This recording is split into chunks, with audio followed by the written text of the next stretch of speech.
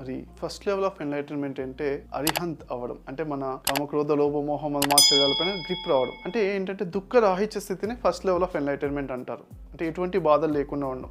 కానీ ఆ ఎన్లైటన్మెంట్కి వెళ్ళే ముందు ఏం చేయాలంటే ఎమోషన్, అంటే ఈ plus motion, energy in motion is emotion అనమాట. కాబట్టి ఏంటంటే ఎప్పుడైనా సాడ్గా అనిపిస్తున్నప్పుడు అప్పుడు మనం ఎలా దాన్ని ఉపయోగించుకోవాలి అనేది చూసుకోవాలన్నమాట.